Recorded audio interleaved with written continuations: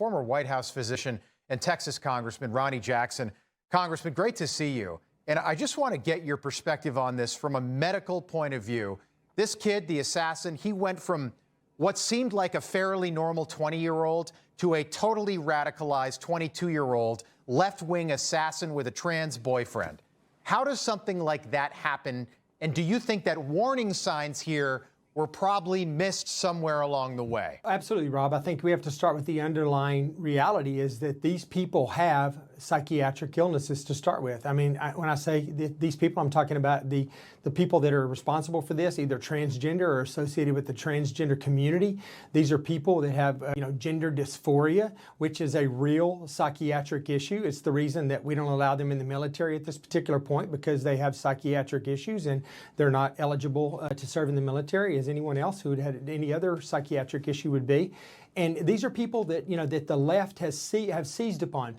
You said that they've legitimized or shown some sympathy with their cause, but they've done more than that, Rob. They've taken advantage of these people. These are people that are vulnerable, that already have an underlying psychiatric issue where they don't know what their gender is, and they're transitioning. And let's just be honest, most of them are men that are transgendering to women, right? And so they have an underlying level of aggressiveness. Right. I would say that that's there because they're actually men, not women, right? And then they have the left-wing media coming every single day telling them that they are victims, that they're persecuted, that they're prosecuted, because me and you and other normal Americans don't accept the fact that they want to walk into a little girl's locker room and undress in front of them, that they want to be included in women's sports and everything else. And so they are made by the far left and by the liberal media to be victims. And you're dealing with a population that's already prone to do some of the stuff that we're seeing here, and they are being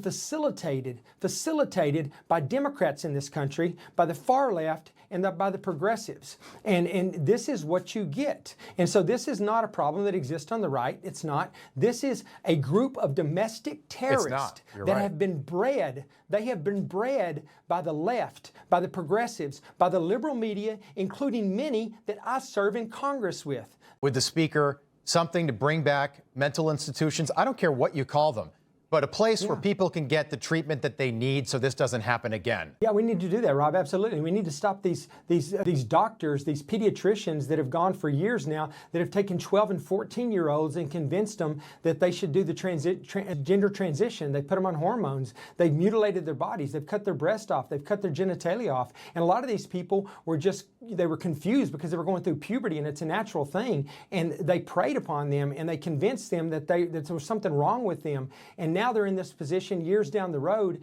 where they have legitimate psychiatric issues related to the stuff that they've been exposed to and the things that they've been told and the stuff that's happened to them. We have to do something about this. We have to treat these people. We have to get them off the streets, and we have to get them off the internet. We can't let them communicate with each other. I'm all about free speech, but this is a virus. This is a cancer that's spreading across this country that's going to do great damage to normal, hardworking, law-abiding people.